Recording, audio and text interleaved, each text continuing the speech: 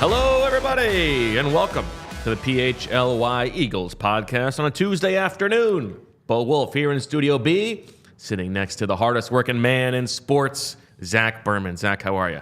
I'm doing great. Whenever I see Claire F up there, it makes me feel appreciated. It's always nice to see. Claire's a loyal listener and viewer, but doing great. Excited for the show. Always early, Claire. Always here on time. Ticket to my heart right there. Keep it. I mean, you still have a wife. Keep it down. No. That's all right. You know. I simply mean being early, being on time. Okay. That's important. Yeah, sure it is. Yeah, we were actually even a little bit early today. Why not? Because we have a special guest. We certainly do. We're going to be joined by Brian Baldinger, close to the top of the show here. So lots to talk with him about. Obviously, the offensive line, a bit of a concern with Lane Johnson going down in that game against the Jets. We'll talk about that. We'll talk about whether he thinks that Lane has a chance to play this week. He's obviously pretty tied in with Lane, so that will be interesting. Lots to talk about on the defensive side of the ball as well. You and I, Zach, are going to talk later in the show about what are our biggest long-term concerns. We sort of touched on yesterday the difference between, a game where everything just sort of went wrong versus what were the concerns that you think could carry on over the course of the rest of the season.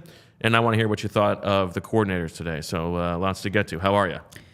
Great. I'll say this, by the way. I was at the coordinator press conference, a different backdrop. The game notes came in, different color. It is Kelly Green week for the Eagles. They will wear the Kelly Green. I'm pointing to this here, this banner that we have. You see in the studio, there's different, well, behind us here, Kelly Green will be out in full force. And I'll say, being at each game and being on the road, I'm seeing a lot more Kelly Green, no doubt about it, than typical. And someone who knows a lot about Kelly Green, by the way. Somebody who played in the Kelly Green himself, Brian Baldinger. Baldy, how are you? Did you? Where did the Kelly Green rank in your hierarchy of the jerseys you got to wear? Well, I mean, I liked all the teams I played for. I kind of saying God bless America every, Dallas, Indy, Philly. But I mean, when I put those Eagle wings on, I mean, that was a special feeling. I think we had one year, maybe 93, Zach. I don't know. It was a commemorative year for some reason. I forget exactly what it was. But, I mean, we had the Eagle patch on the side of our jerseys. Like, that was pretty cool wearing the wings. I like that. Well, obviously, Baldy, the first thing we want to talk to you about is Lane Johnson, both the situation with him moving forward. You can speak, obviously, to how tough he is and how hard he's going to want to get back on the field. But I'm also curious about your thoughts on Jack Driscoll at right tackle. He's getting a lot of guff. He was put into a tough situation. Obviously, it affected the offense. But if he did have to play moving forward, what would be sort of your level of confidence, and how could the Eagles compensate for, the drop-off from Lane? Well, I actually it was kind of fun. I'm announcing the game. I'm getting texts from Lane, from the locker room about how things are going, like what's going on out there. He's asking me what's going on during the game. And he said, as he got rolled up, I think DeAndre hit him from behind. He got rolled up. He's about as tough as they come. I expect him to be able to go. But I actually, nothing against Jack Driscoll, but I actually thought Fred Johnson was going to be their first choice. He was dressed. And, I don't know the pecking order on swing tackles or anything like that. I know Jack has played tackle, played guard. But I kind of thought maybe Fred Johnson would have been better. But the thing that was kind of odd about the whole day, honestly, Bo, I didn't understand the Jets were minus Sauce Gardner, DJ Reed, Eccles. And so they came out throwing the football. And they never really ever got into a rhythm running it. And I'm not here to defend Jack Driscoll, but Bryce Huff and Jermaine Johnson are elite pass rushers. They would have been tough on Lane Johnson, to be honest with you. Lane was worried about both of them. But, Jack is in a tough spot right there. It's a pass rush that is fierce, has been. They pressure the quarterback in a variety of ways, a lot of stunts. So it's difficult. But I thought they could have helped him if they ran the ball better, if they actually put somebody over there to kind of help against some of those edge rushers. So the corner wasn't so short for Bryce Huff in some of those throws. So, as you're getting the text from Lane, what do you text back? What did you say? How was the game going in your eyes? I told him that you're having a hard time putting this team away. They're hanging around. That's never a good thing when they just hang around. And I just, I was kind of, I basically saying they miss him out there. and they did. They sure. missed the best right tackle in football against one of the best pass rush defensive fronts in football. And so if you do believe he plays this weekend and he plays going forward here, he's dealt with ankle injuries before. I know all injuries are different, and it might be a different ankle, but it's had an effect on him. You know that position obviously really well. How do you think he would be out there, and what effect do you think it will have, not just this weekend, but in the next month, 2 months going forward here? Zach, I remember talking to him this offseason, and I was like, so when was the last sack you gave up? And it was during the pandemic, Cleveland, week 11, Olivier Vernon, who was a pass rusher with the Giants and then Cleveland, and he beat him.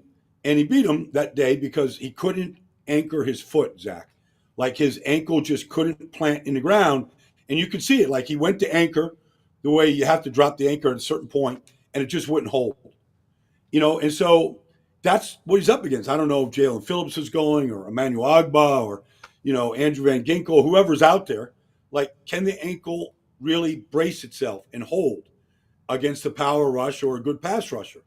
And you don't know that. I mean, I don't think he'll probably get a lot of work during the week, but you won't really know how that's going to feel until you're in that predicament. If we can sort of stick on Lane for a minute, Baldy, since you know him so well, everybody talks about the toughness, playing through that ankle and the midsection that he had last year. Obviously, he's done it forever. Where do you think that comes from for him, and like the duty that he feels to his teammates to be on the field? Well, he's got a great allegiance to Jeff Stoutland. I mean, it's the only coach he's ever had, right? They all came in with Chip Kelly in 2013. So there's an allegiance to the coach. He's the leader, and he takes that responsibility seriously. There's no sugarcoating this at all. He wants to be a Hall of Fame player. So part of that is understanding the history of this game, the toughness that came before him, and he wants to pass that on. When he had the hernia, the double hernia last year, sports hernia, I told him when he got it, I go, dude, like, you can try to will yourself through it. McNabb did. Zach Ertz did. Like, you go through the list of all the guys that had the surgery. I said, it was the hardest thing I ever tried to do.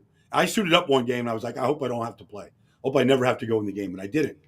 And then I had to, ended up putting me on the shelf the last couple of weeks. But I don't know how he did that, honestly. Like, I know the treatment and everything he did over at his house and the trainers and all the stuff he did, but that doesn't get that healing. That needs a surgery, it needs the mesh. I don't know how he did that. So that level of when I saw him play through the playoffs with that, I go, that's just a different level of athlete and toughness that I've been around. When you watched the Eagles offense on Sunday and you were there and you've seen the film since then, how do you think it affected Jalen, the changes on the offensive line? Well, I mean, he was looking to run pretty quick, Zach. He was getting out. He was bailing pretty fast. And, and he made some good throws. We got one guy holding him off with the arm and finding A.J. Brown on 3rd and 7, getting rid of the ball. But he's been susceptible to just leaving the pocket early all year, not just in that game. But, he's not going to stay in there very long. And if Lane isn't there, and it's not a knock on Jack Driscoll, but he knows who's on the other side. He studied the film all week long, and he knows what those guys could do. He was leaving. He was leaving and trying to extend the play outside the pocket, and they made a couple of plays, but they also missed a lot. And so it's just a comfort level. Nobody can tell Jalen, hey, stay in there and do this. But you're going to be better offense. You're going to actually have access to everybody that's out in the route. If you try to beat them from the pocket, you're going to see more, and you're going to hit more plays on timing. They're not hitting enough plays right now, honestly. Zach, they're not hitting enough plays on just rhythm and timing right now. It seems like a very unrhythmic offense at this point. Yeah, I think that's fair. Now, obviously, spinning things forward, the matchup they're going to have on the other side of the ball, Vic Fangio coming to town. He knows this team well. The Eagles know him well. How do you sort of see that side of the matchup this week? Well, I mean, they're not playing well on defense. They haven't been. I mean, Xavier Howard might be in, might be out, but they haven't been. Jalen Phillips have had no impact this season. and I thought he was going to be a breakout player. Bradley Chubb is just, to me, like it's nothing like what they saw last week. Christian Wilkins is their best defensive lineman. You know, Sua Peta, Kelsey, they're going to see a real beast inside. He's a very good player. They play a pretty simple defense. The thing that they're good at, they don't give up a lot of big plays. I mean, Javon Holland is an amazing free safety. He's a great tackler. He's got a good feel in the passing game. But the idea that, Xavier Howard and Jalen Rams are going to line up and play press coverage and blitz, like that, that hasn't really happened. So I think they've got some holes defensively right now that I think that Vic is trying to figure out.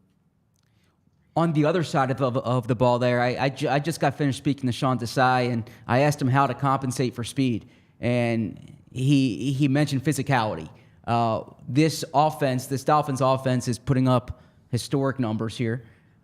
What do you expect from that Dolphins defense? What do you expect from from that Dolphins offense, from this Eagles defense against them? Well, there's probably certain games, like last week, they probably shouldn't watch. Watch a former Eagle and Raheem Mostert just rip the Carolina Panthers apart. They're going to see more motions, pre-snap motions and shifts than they'll see in any other game. And Mike McDaniel is a master, honestly, Zach. And, when you watch them, all they're trying to do is get you to hesitate and get you to think.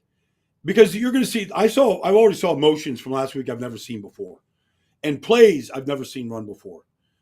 So, but I think Sean is right. I think the way you compensate for all the window dressing you're going to see before these plays, and it's a ton. And for every run, there's a play action pass for it and off it, and Tua is a master at hiding the ball and all that stuff. But physicality is the compensator for it. If you look at them against the Patriots this year, if you look at them against Buffalo this year, they struggled to get big plays against both those teams. And they tried. They played zone. They kept the safeties back. They defended the run with what was, the 7-man box or 6, whatever they had. And they really forced them to play a conservative style. And I think that's what Sean will really lean towards, especially if Slay gets back and Bradbury's in his place and they're still trying to figure out the nickel position. But if Jalen Carter gets back, I mean, with the way Josh Sweat, Reddick, Fletch, the way those guys are playing right now, if Jalen comes in there, I think that they could give them a lot of problems up front because they're not a very good offensive line, but they do a lot of interesting things that kind of compensate for it. Baldy, we appreciate the insight as always. What game do you have this weekend? I'm going to go see the Cleveland Browns in Indianapolis this weekend. We'll our see guy that, Michael Dunn. Quarterback. Now it's starting quarterback for the rest of the year, I guess.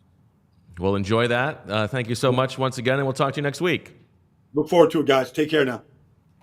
All right, great insight from Baldy, the man with the line to Lane Johnson. Good little bit of a scoop there, I feel like. That's got a shot to play. That's going to affect my coverage here. I appreciate hearing that because I've been hearing that he's going to be trying to play, but Baldy obviously knows Lane well.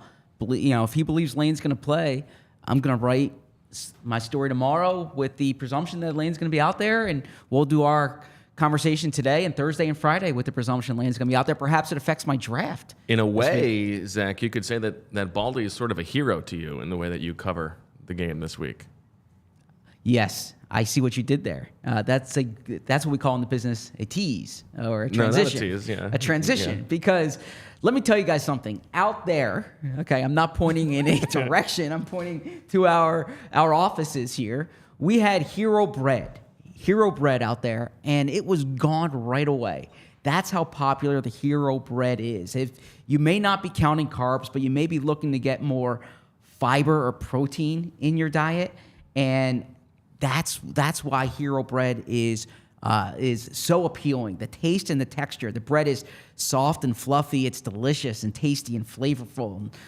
The primary nutritional interest includes high fiber and ultra low net carbs and 0 grams of sugar. That's good. I'm trying to cut back on my sugar a bit. I'm a sweet tooth, but I'm trying to be careful. Lean into like the actual treats, but then try to eliminate the sugar from other parts of your diet. I think I like give that. Yourself the treat, But yeah, so eat the hero bread, but still eat the chocolate chip cookie. I like that. Exactly. And you can get 10% off at hero.co with code PHLY. Hero makes sliced breads, buns, tortillas that are available on hero.co and Amazon.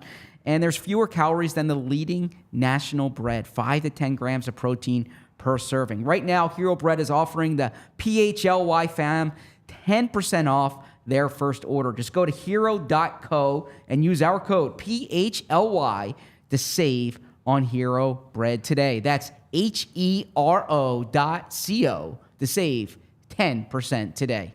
Meanwhile, Zach, things are heating up at the ballpark. I was there last night.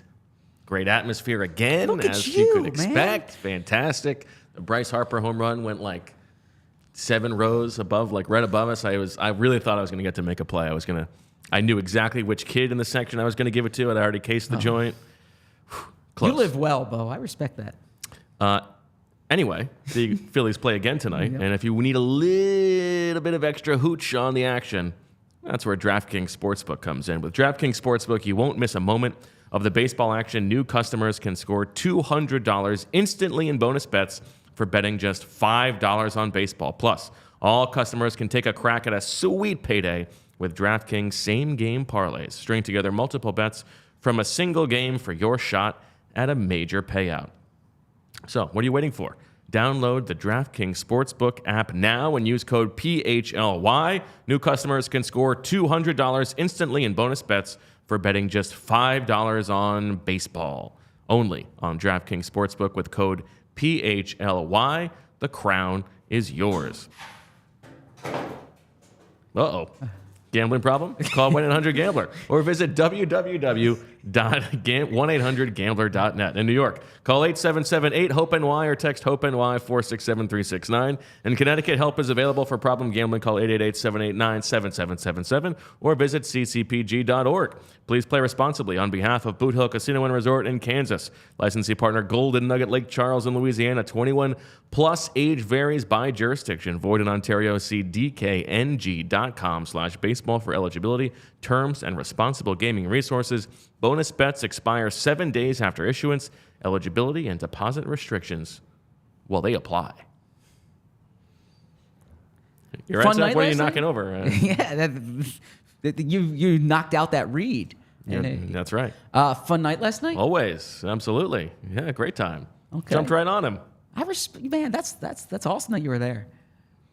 Man of the people. What was the atmosphere like? I mean, it was pretty much what you saw, but it was rabid. Fantastic. Did you get recognized? No. Surprises me. Great host like you. I would typically expect that. I was wearing if I wanted to get recognized, I would have worn my Zach Berman mask. You're the guy who gets recognized. What kind of hat were you wearing? I was not wearing a hat. You weren't wearing a hat. Interesting. Okay. Yeah. All right. Weird question, but Why, you think I got a bald spot? Like I need to cover my head? No, most people at Phillies games wear hats, I believe. I don't know that most people wear hats. I mean, I think it's like a. When you watch tonight, look behind and see if they're wearing hats. You think it's over 50%? Over 50% wear hats. Chat, what do you think? Do over 50% of the people wear hats at baseball games? I mean, you got like this kind of lettuce. You gotta let it. You gotta let it flow. Let it loose. Yeah. Otherwise, I'm gonna have to take a shower. You got the gross hair. You know, it's a softball Monday, and we ended up having to skip the game. So. That's dedication right there. Yeah. I was gonna send you good seats though. Like the right center field seats.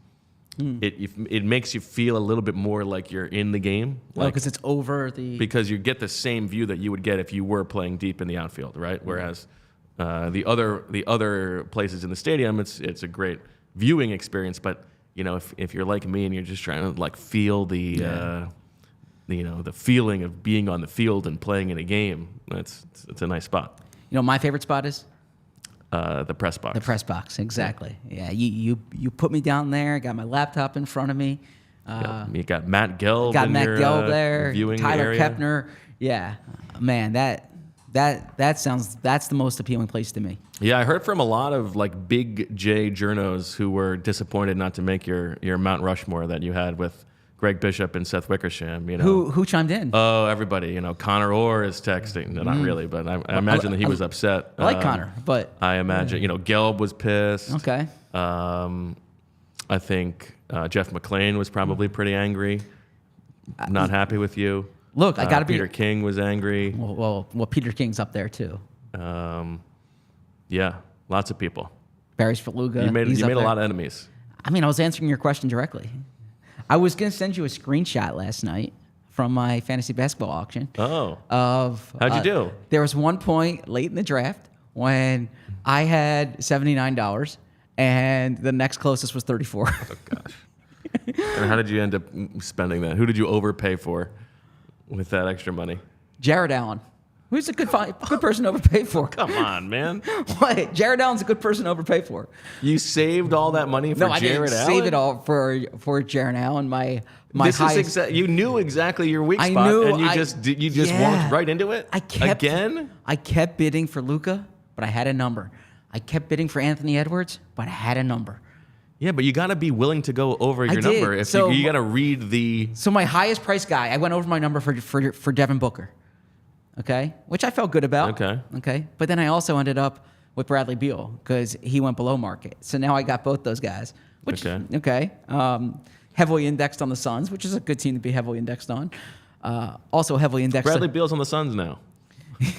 You got to start watching our NBA show. That's interesting. Yes. There's Kyle Neubeck and Derek Bodner walking by as we speak. That's the great thing about PHLY is like, you got big time reporters walking through here all the time. That's absolutely true. Including Bo Wulf. Yeah. All right, Zach. Tell me what you learned from Sean Desai, Brian Johnson, and Michael Clay this afternoon. So I asked Sean Desai about the linebacker rotation, and he said that they have a bunch of guys who can play. He said it's going to be on a game-by-game, matchup-by-matchup basis. Didn't totally commit to like he was asked as a follow-up question by Ruben Frank if when Nakobe Dean gets his sea legs under him, if Dean's going to be out there for all the snaps, and he said it'll be a game-by-game basis. So we'll see there. Similar response to the Eli Ricks shuffling there with Josh Jobe. Said that they're trying to play a lot of guys. Is there a why for that? He just said that they want to mix and match. He compared it to what they do with the defensive line. That's not what they do with. I mean, it's fundamentally different. The back seven compared to the front four. But I guess my question is it in search of finding a permanent answer, or is it just we like the rotation because they give different things? He was coy about that. Okay. He said, that they give different things, that they want to play a lot of guys. Noted as far as the Dolphins, what we all know, like the speed, the explosiveness. So I asked him, as I mentioned to Baldy, I said, like this might seem like a simplistic question, but how do you compensate for a mismatch in speed? And he said he didn't want to call it a mismatch, but like speed, we can time it, I mean, like literally, like if you look at NFL Next Gen stats, they got all that. Now they don't have Devin A-Chain this week, but they have the fastest guys. They have the fastest offense in the league, and he mentioned physicality. He said physicality's how you match up against speed, and that's kind of been that way throughout his. You want to be career. palpable. Well, he said that in the past, but Baldy made a good reference to the Bills game, to the Patriots game, and I imagine that film is going to be shown. Is going to be shown this week. As far as Brian Johnson went, he didn't necessarily think that like Jalen was quick to get out of the pocket or was backpedaling too much. He was kind of defending his quarterback. He talked about Jalen's competitiveness, how Jalen's motivated this week. Everyone is. He mentioned as far as the pass-run split that some of their passes are extensions of runs, which is similar answer to how Nick Sirianni has framed it. Spoke about the confidence that they have in Jack Driscoll from playing in 2021 and a bit last year, but gave the qualifier that they always give about Lane Johnson, that this is the best tackle in the league and that you obviously miss something when he's out there. Said everyone in that building has plays that they want to have back here. I asked him about the final interception, but the tape show didn't really give too much there. With Michael Clay, he said Jake Elliott was as surprised as anyone with the miss. Now, I asked Michael Clay for his best Mike McDaniel story because they work together in San Francisco. And Good line of questioning. Good classic Zach there. thank you. And I'm gonna, I am gonna have some features coming out in the next few weeks, which I'm excited for. But I do like these Eagles insights because I think it's a way to kind of knock on hit on a few topics. So make sure you check that out on allphly.com, and I try to give some original thoughts and information in there. So he said him and McDaniel were. Spoke a lot when they were in San Francisco. McDaniel helped him a lot with kind of blocking schemes. Okay. He said McDaniel has a very quick wit, as we've seen, a dry sense of humor. But if you understand it, it's hilarious. He would have the French Open on in front of him, and he would call Mike Clay. He would call Michael Clay Court. That was his nickname for him from the French Open. A little Roland Garros. But he said his favorite memory. And you might have seen them this night. They went to a Common concert together. Why would I have seen you? That was a joke, Bo. Okay. I suppose I have a Mike McDaniel dry sense of humor as well. No, I think Mike McDaniel is funny. Okay, that's funny. Okay. So, I mean, it's not even like it was in Philly. That's not even like that funny of a joke. Have you ever gone to a Common concert? No, but I wouldn't be opposed to it. But also, I wouldn't have been in San Francisco. Okay, I was making reference to you at a Common concert. You don't think you think the possibility of me at a Common concert is so far fetched and ridiculous. I don't think it's so far fetched. I just thought it was a good line to use. Okay, Okay. I thought you would sell it a little more. To be honest with you, There was nothing to sell. I thought, the fake laugh that you give when you interview athletes. Yeah, I keep it real with the audience. Okay. So, they went to a Common concert together. He said that was his best memory with Mike McDaniel. So I'll make sure that gets into the Eagles insight. Yeah, better. Yes. I like to humanize these guys. Yeah, I mean, I agree with that. I'm looking forward to reading the story to see if you sneak in a Bo Wulf was there. Bo Wulf was not there because it was in San Francisco. Yeah, that's right. Yeah. What's your favorite Common song? All of them. Okay. I'm trying to make a play on Common as like the phrase, but nothing came to mind. So can I the regular word? I'll give a self-deprecating thing here. Self-deprecating. Okay. Joke, okay.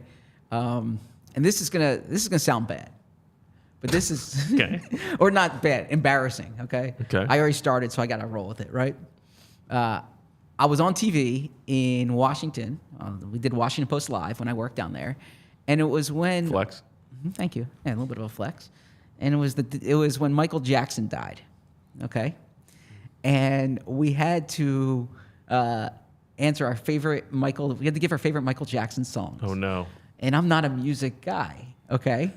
So all I had to do was name a Michael Jackson song. So I said, you can just pick. Like I said to the producer, you can just like pick your top three or whatever, okay? And so I thought the graphic was going to come on the screen when they pitched to me later in the show, and the host pitched to me, and I just froze, and I was like, well, there's so many to choose from, and I really had a hard time here, and that's why, and I'm like, as you see on this graphic, and then they put up the graphic, but I didn't have a Michael Jackson. You ended up saving it though. That's not that bad. Yeah, but I didn't have a Michael Jackson song at the tip of my tongue. That's okay. I mean, it's funny, but yeah. Okay. It's okay. Well, you are who you are. That's why we love you. Yeah. All right. Shout out to our chief medical correspondent, Sanjay, who is the one who originally passed along the Throckmorton effect to us all those years ago. Tells us from yesterday's show, the opposite of lateral is medial. Lateral is outside in medical terminology. Medial is inside. Think about the LCL and the MCL of the knee. I love that we have a medical correspondent for the show. That is awesome. Yeah, so big pickup from Sanjay there. In terms of the and thank you for watching and following, Sanjay. Yes, thank you. In terms of what you were talking about from Brian Johnson, the leaving the pocket stuff, or just rewatching the end of that game and the two final possessions that crushed the Eagles, it did look to me, just from rewatching it, that like Hurts's footwork got a little bit sloppy. and a little bit lazy on those plays, like the interception. Yes. He's drifting away. He's thrown off his back foot. That's not really the way that he was playing through the first 3.5 quarters of the game. I thought that he could have, we've talked about the Tony Adams part of it. I thought A.J. Brown was coming open, and I'm surprised he didn't go there, but he wasn't really in a position to step into the throw because of the way that he was sort of drifting back there. And then on the final play of the game, I do think that Devontae Smith had a step, and if he had stepped into the throw and thrown it, a half second earlier, I think there was a play to be made there, and it would have been single coverage at that point. So you like that decision? I don't know that I love the decision. It didn't look to me like there was an obvious better answer, and so given the play call, I think it was a fine decision to throw there. I just think he threw it late. And you agree with Baldy that Jalen was quick to move? I thought that for most of this game, Jalen was moving when he needed to move. And I thought he was doing a really good job when moving, keeping his eyes downfield. Made a lot of throws on the run. The Devontae Smith drop, one of them. What are you smiling at? I'm reading the comments here, yeah. Okay. Yeah, this last one says, get Emily on the show to ask her how often Zach makes her laugh. Are you saying I'm not funny? Are you saying my jokes don't land? I also see the lighting isn't doing the back of Bo's lettuce any favors. But, man, I got to tell you, Kerr Mamon, am I pronouncing it correctly? That I do make Emily laugh. Bo just doesn't sell my jokes. But go on. Well, maybe Emily's just selling them. Maybe she's selling them. That's true. The chat says that there's a poll. Nice job by Bree. Do you wear a hat or not? And 76% say yes. But the chat is also saying you're absolutely insane to say that more than 50% of the crowd is wearing a hat. Bree's wearing her Phillies hat right now, by the way. Yeah, Bree's got a strong hat game. Yes. Yeah, no, I'm going to count tonight when I watch. It's a small sample size behind home plate. But just behind home plate? Yes. Okay. Just I actually feel like the behind home plate is even less likely to be wearing hats because that's the upper crust, the people who are affording seats right behind home plate for a playoff game. That's, too. Everyone wears hats. I don't know that everybody wears hats. Yeah. Anyway, let's talk, Zach, before we get to our discussion of the long-term concerns here. Let's talk about game time because, once again, if you're looking and hoping that somebody has to sell some tickets, the price is dropping for tonight, well, Game Time is the place to go.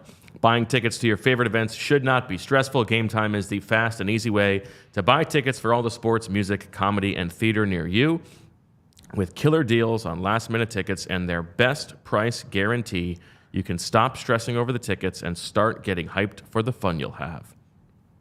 Lots of good stuff. Flash deals and last-minute tickets. Easy to find and buy tickets for every kind of event in your area. Images of seat views, lowest price guarantee, event cancellation protection, job loss protection, all that good stuff.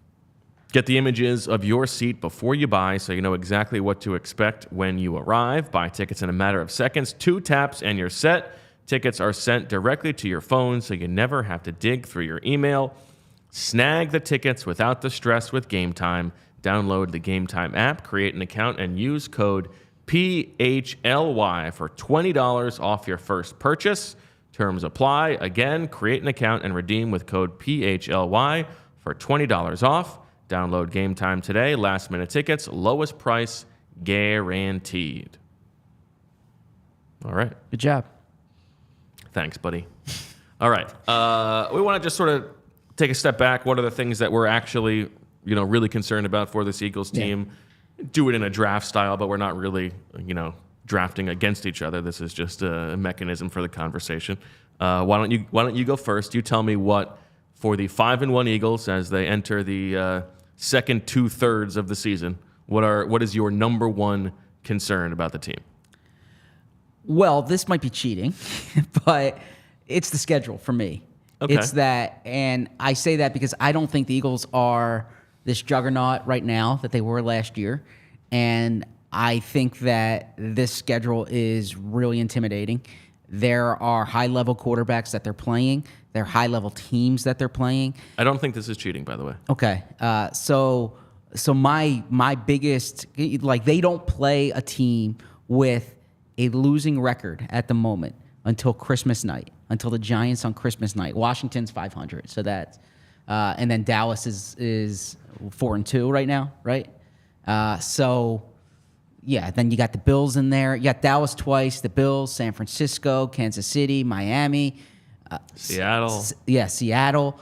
So the biggest concern for me is that it's going to be hard to build up wins, and that let's say during this stretch they go 4-4. That's still a very respectable record, but if you're 9-5, you're not in really a driver's seat at that point to home field advantage, presumably, unless there's just so much parity, right? And those last 3 games are soft, so maybe they can take advantage of those.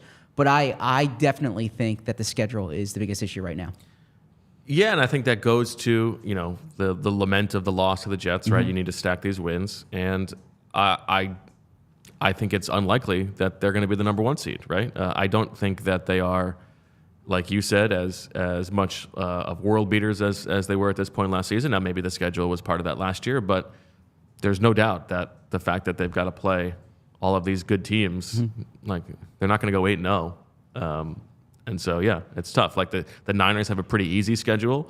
The Lions now, who are the other team that's tied at 5-1, they have a pretty easy schedule as well. So you're not writing it off, but I think it maybe changes the way that you have to like calibrate your decision making. Whereas instead of, I think there's going to come to a point where it's going to become clear that they're not going to be the number 1 seed, and they need to make their decisions based on how can we be at our full strength for the playoffs. That's a good point. And you can't say this is like a first-place schedule. The only really tough game here that came from being the first-place team was Kansas City, right? Because there were really 3 variable games, and one was Tampa Bay, first-place team last year, who's not an elite team.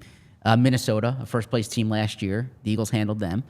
But then the other one's Kansas City, and that's a real tough one. So as a follow-up to what your point was, do you think they reach a point in December where they start to say, okay, we're not going to have a first-round bye, so let's start managing snaps here. Let's. I guess it depends what Dallas's record is. You want a home field game, so you want to win your division.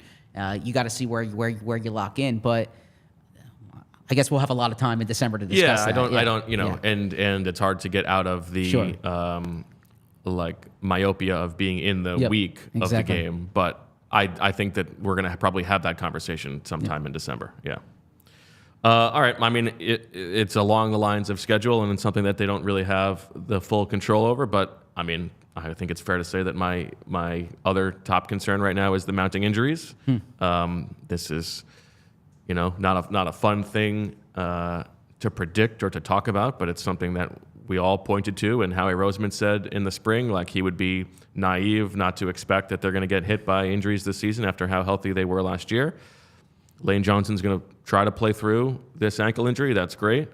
They've already lost Cam Jurgens for some time. They've lost Justin Evans for some time. It sounds like Reed Blankenship is going to miss a little bit of time. The secondary, it's going to be 7 games, 7 different secondaries, right? I think we'll see what the Eagles do to address the secondary. Yeah.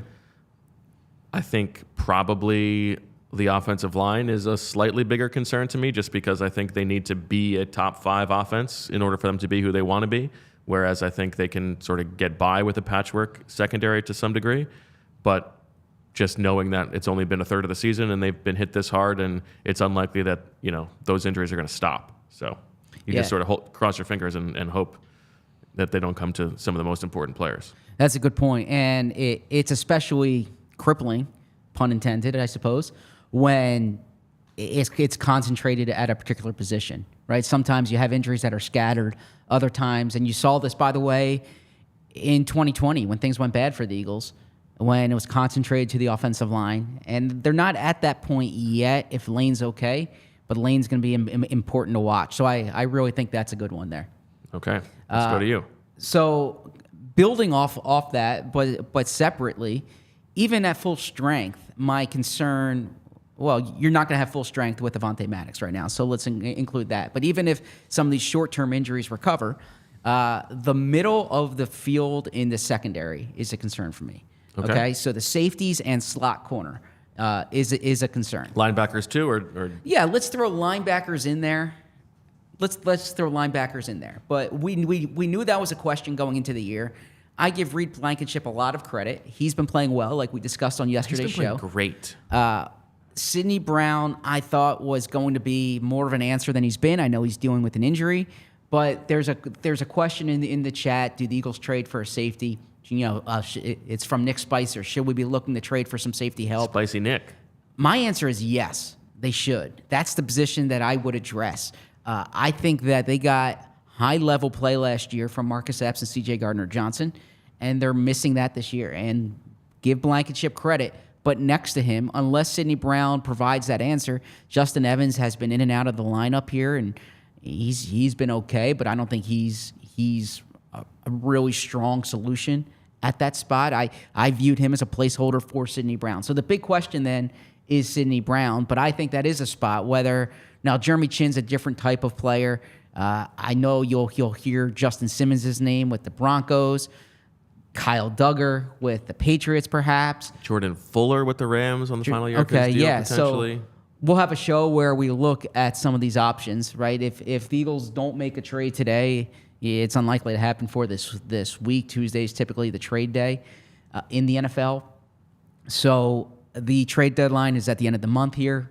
We'll have 2 weeks to look hard at that. But I really think that that the middle of the secondary, and let's throw linebacker in there too, but the middle of the secondary in particular is the concern for me.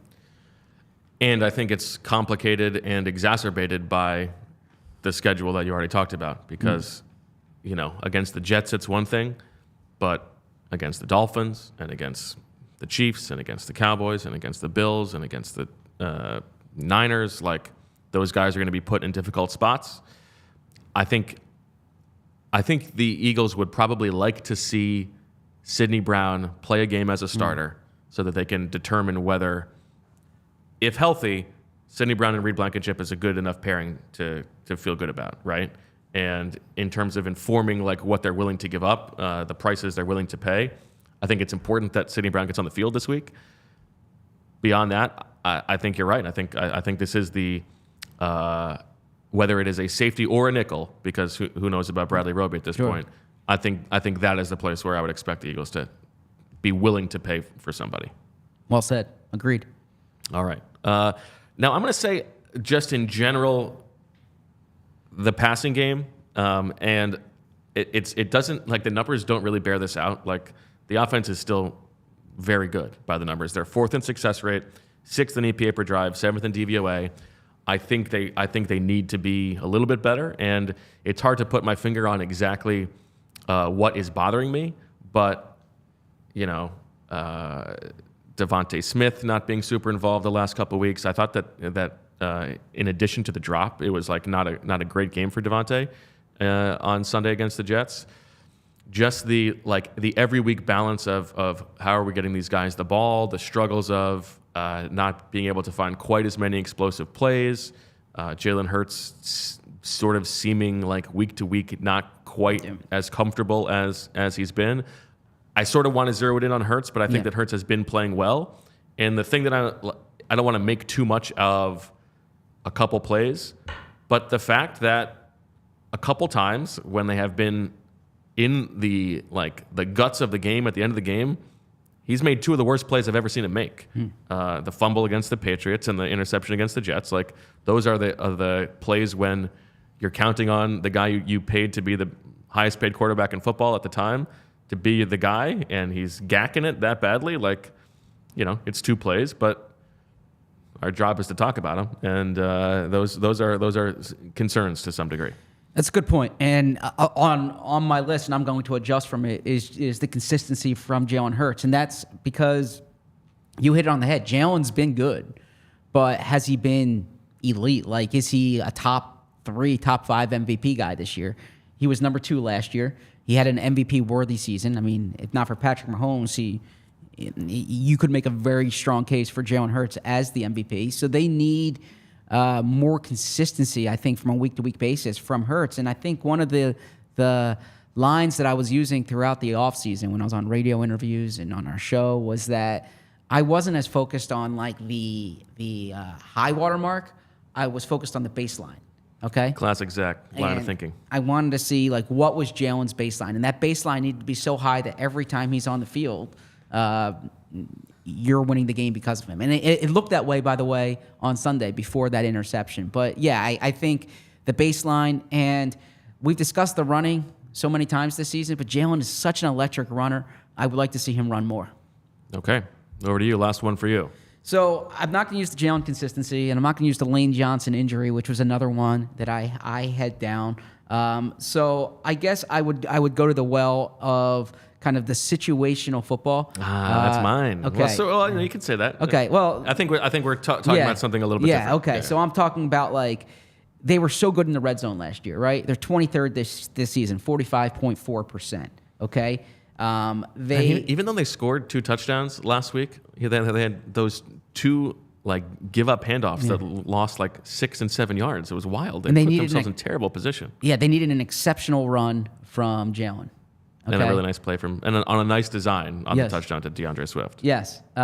So I mean, they've been really good. But even the touchdown, the first one, it was like the classic. Like, where's the creativity? Because they get to 3rd and goal from the 10, and they call back-to-back quarterback draws. Like, this is all we've got, and it ended up working by like inches, but it was not super inspiring. Yeah, 3rd down offense, they've been really good. They're number 1 in the league at 50%. But even on defense, where they've been a good team, they're 25th in the league in red zone defense, 22nd in 3rd down defense. Even in spots like turnover differential, I mean, a 4 turnover game hurts you there, but they're tied for 17th in the league. They're -1. Like areas where they were really good last year, kind of, situational type things, they are not there this year. So you could look at it almost like a regression to the mean, or you can say that they haven't hit their stride yet, but that is certainly something I'll be watching. And now, for me, it's a little bit more of the coaching aspect to this. The situational stuff that we've talked about, the like a reading game situation. We didn't talk about this, Zach. What did you make of the giving up the touchdown against the Jets at the end of that game after the turnover? So I liked it, and I thought they did it. Now, Nick Sirianni said yesterday he didn't want to say whether they did or not. It certainly looked like they did. Yeah, they definitely did. There's well, I don't want to speak over you here, but there's a school of thought that you play defense there, you use your timeouts, you try to force them to a field goal as opposed to having to drive to the field. I think this one was less obvious. Okay. And I do think that there's probably a case that Sirianni was influenced by the Super Bowl. Interesting. I don't think that it was an obvious decision either way. It was the choice that he made, but they had 2 timeouts. It was like it was like one. No. It was the play was the first play of the 2-minute warning. So it was like 1:50 left, right? If you get 2 run stops, you call your timeouts. You get another run stop. You're getting the ball back, and all you need is a field goal instead of needing a touchdown. With probably like 1:20 left, 1:10 left. I think you can make a case for that. There's a chance you get a fumble. Now there's also a chance that the Jets pass the ball, you commit a penalty in the end zone, and then the game is over, right? Because they can just kick the field goal at the last second. So I don't. What would you have done? In the moment, I was thinking I would have given up the touchdown. When I thought about it more, I didn't think it was so clear. I know that Defop Deniz has said it was a mistake to give up the touchdown. I like Defop Deniz's analysis. Professor Selman, I like to give him due credit. So you're not going to continue to pick the fight with Deniz, although you are going to stick to the one with Coach Flynn. Not picking any fight there at all. And respect the heck out of Coach Flynn. Coach Flynn, I want to have him on soon, talk wide receivers. I mean, he knows more than just wide receivers. I want to have him on talk football, yeah. Okay. By the way, his guy caught the touchdown. Andre Yosivas. Respect that. Yosivas. Yeah. Do you want me to take the next read, or do you? Yeah, go for it. All right, terrific. Always like thanking our or shouting out our proud advertisers here, because FOCO is awesome. You can look behind me here and see some of the FOCO merchandise.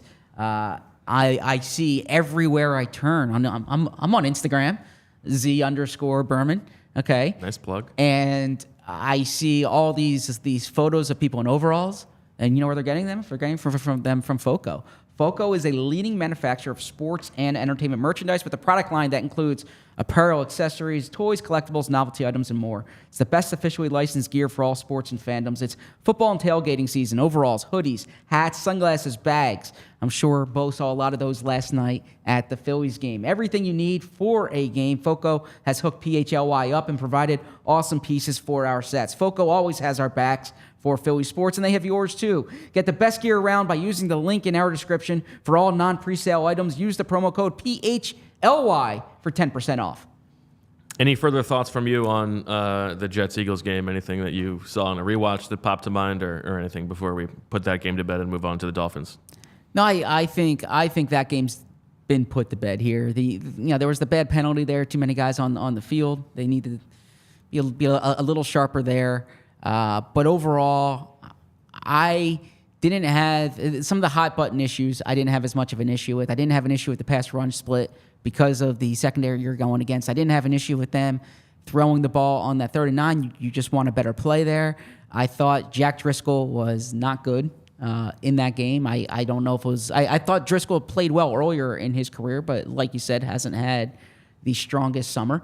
And I thought elsewhere on the team, I really liked the way that the defensive front played. Milton Williams popped when I watched the film. Jordan Davis too. But yeah, the safeties are a question mark right now. So we'll see. I think on Jordan Davis, it's the nature of talking about the team 5 days a week. But if you take a step back, he's had 6 games this season. I think he's been awesome in 3 of them, and it's like somewhat invisible in the other 3. But would you take Jordan Davis being a monster in half the games? I think so. So it was nice to see that he could get back to that level. I thought he was really good in this game. Agreed. Jermaine Johnson, to me, I talked about it yesterday, the play he made on the Dallas Goedert interception. I was not a big Jermaine Johnson guy coming out. I was. A little bit older. Your boy got that right. I mean, you're like everyone who gets drafted in the first round. You're not allowed to just take credit for it because... Go back and read our mock drafts. I was speaking highly. He's one of my favorite players that I've watched against the Eagles this season. I liked him at the Senior Bowl that year. He's been really good. Yeah, you and I were at that Senior Bowl together. That's right. We'll have fun at the Senior Bowl this year too. I hope so. Those are my main takeaways. I remain thinking that Reed Blankenship, of course, is one of the core 4. Speaking of really calling something, he's been fantastic. So when you watch Jermaine Johnson, think about this. Jermaine Johnson was on the same defense with Jordan Davis and Jalen Carter. He doesn't always get associated with Georgia because he couldn't get on the field. Because he transferred, had a great year at Florida State. But yeah, Jermaine Johnson can play. Joe Douglas, there was a clip that we had last week, and I stand by it. Joe Douglas hasn't hit the offensive line, but that draft that he had last year, incredible. Yeah. And you're seeing the dividends being paid right now. I think that's right. All right. Anything else? You got any predictions for the Phillies game tonight? I don't have a strong prediction for tonight's game. I expected them to win last night in the Battle of the Zacks, which I was watching that show back. You did not sell it at all. I said big night for Zacks. Both starting pitchers were Zacks. Okay. Yeah, but not your kind of Zacks. Not a ZACH. That's true. So which do you? But you were just like, okay. Which do you like better? Right, Bree saw it. Yeah. You were just like, okay. I'm like, if both starting pitchers were called Bo, we would have a 3-hour more special. Rare name. We would have a 3-hour special on it. You already had the Zach thing with Rosenblatt earlier in the week. Okay. You've been pounding the Zach thing. I said big night for Zacks, both starting pitchers. And then I was worried, is Zach Wheeler not starting tonight because you didn't sell it at all? So Which do you like better, spelling-wise, ZAC or ZACK? Oh, probably ZACK. Probably ZAC because there's no K in Zachary. So you're adding a letter that doesn't exist. But some people spell it Zachary. If they spell it with the K, then yeah, I'm fine with that. But for a pitcher, you would prefer the K. I see what you did there. I'll sell that joke. Good work, Bo. That was funny. When you say I'll sell that joke, that is not selling the joke. Okay. I had Merrill Kelly on my fantasy team earlier this year. I traded him for Ian Happ. I gotta say, as someone who has owned like several Diamondbacks on my team this year, it is wild to me that not only are they in the NLCS, but like Tommy Pham, who I had all year and was just kind of fine, that he's hitting third for the team in the LCS. Yeah. It's very bizarre to me. Yeah, this Diamondbacks team's they don't strike me as a particularly good team. I've had Perdomo that what a wild home run for him to hit last night. I mean, Corbin Carroll's Gallen. awesome though. Yeah, Corbin Carroll's great. I think it was more, the Dodgers just sort of gacked it away and were a shell of themselves. I think the Diamondbacks are sort of here by happenstance. So how can I pick against the Phillies tonight? I mean, they are playing so well. There's something magic in that ballpark right now. I think the only reason to pick against the Phillies would be if you think that Nola is going to, stink it up, poop the bed. No, I'm picking the Phillies tonight, taking the 2-0 lead to go out to Arizona. I'd like to see you go like full Castellanos Button situation on the show one day. Maybe in a World, if the Phillies are in the World Series. Okay. I don't want to promise it yet. Appeal. Let's but, get those numbers up. But yeah, perhaps. I am going to talk. If the Phillies are in the World Series, I would love to sit in that press box. I might have to sit in the auxiliary one, but we'll see. But write a good Phillies story from there. We'll see. I would like to see you do that. Yeah. It would make you happy. And that's what I care about. Thank you. All right. What before we get off, Zach, what else is coming up the rest of the week? So the Eagles are on the practice. Well, actually, it's interesting. They're not on the practice field tomorrow. They're having a walkthrough tomorrow. They've already moved to the walkthrough schedule, yeah, they're going through. They're going to the walkthrough. I don't know if that's because they have so many guys injured, or if it's just the time of year. We'll find out more from Nick Sirianni regarding that. But they're going to the walkthrough tomorrow, so the injury report's going to be an approximation, okay? And from that approximation, we will get a better sense of some, I don't want to say fringe injuries, but some of these injuries that we don't really have much information about. Fringeries, you might Bradley say. Roby being one of them. Like there was a report last night from Jeremy Fowler of ESPN that Reed Blankenship X-rays were negative. It certainly sounded, in the conversations I had yesterday that like there's not major concern here from Blankenship, but we need to see his status. He's usually right on the money, Jeremy. The players returning from injuries, Darius Slay, Jalen Carter, we'll see their injury status. So I'm very curious to see that. Speak to Jalen Hurts tomorrow. Big topic this week, and something I was kicking around. Do I write a separate story on this? Is the Jalen Tua angle, right? They played against each other in the preseason, but they didn't play against actually, Jalen didn't play that game. So they practiced against each other in the preseason, but this is their first time playing against each other. Of course, we all know the history there. Curious what Jalen Hurts says. He addressed it a bit when we were down in Miami last year, but yeah, I'm sure he's not going to really want to talk about it. He's not going to want to rehash that. But I can say the Eagles were, now, in addition to the qualitative analysis, right, he was a really good player in college at Alabama and especially at Oklahoma in terms of his passing. The Eagles liked the way he responded to adversity when he got benched, and that's oftentimes you can learn a lot about someone when they're going through something like that. So that was a pivotal moment for the scouting of Jalen Hurts. Do you think that Nick Sirianni will use as motivation this week the Dolphins canceling that second joint practice last summer? I don't. I don't actually. Remember when these guys screwed us over Yes. and we flew all the way down to Miami and we had to just have a practice by ourselves? Yeah, but they actually liked that facility, number one. And yeah, nice facility. Yeah. But no, that was. You know what I remember about that practice, that second practice? What? I remember the Eagles had just re-signed Josh Blackwell. Was that his name? Yeah, from Duke. The Duke corner, which popped to me because it was so funny that the Bears claimed him off waivers at the 53-man cutdown when he had been cut a week prior and cleared waivers, and they didn't think he was worth a roster spot then. But then, like, he must have played the world's greatest fourth preseason game to have earned that claim. Yeah. You're right. You're right. A third preseason game. They only had 3 of them. That's fair. Yeah. Reed Sinnett bombed to Devon Allen in that game. Yes. Yeah.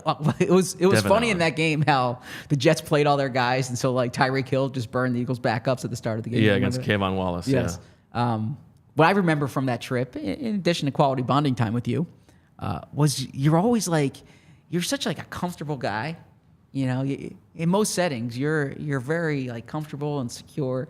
When we went to that steakhouse, you were like very uneasy. I remember that because we were in the team hotel. I had never. I was like, "What's going on here, Bo?" Yeah, it was the first time I felt ever. a little thirsty. I thought. What's that? I felt a little thirsty of us. You don't like that. You don't like that. Yeah. Yeah. Well, thought it was a good steakhouse. I mean, it was the best place to go in the area. That's why we went there. But yeah, felt a little, I don't know, a little thirsty. Tales from Miami. Tales from Miami. All right. Tails, I see what you did there. Dolphins have tails. No, I did not do that. Actually, that was not intentional. All right. Well, we've got 2 more shows this week before the game in which we can talk a lot about the sounds of Dolphin sex. We're coming back on Thursday at 11:30 and Friday at 2:30 before the obvious Sunday night game. We'll have a kickoff show and a post-game show then. So we will talk to you Thursday. Thank you to Brian Baldinger for joining us and giving us the scoop on Lane Johnson. For Baldy and Bree and Zach, I'm Bo. We thank you for listening. Enjoy the Phillies game tonight. We'll talk to you on Thursday. And as always, we love you. We all silly like the mayor.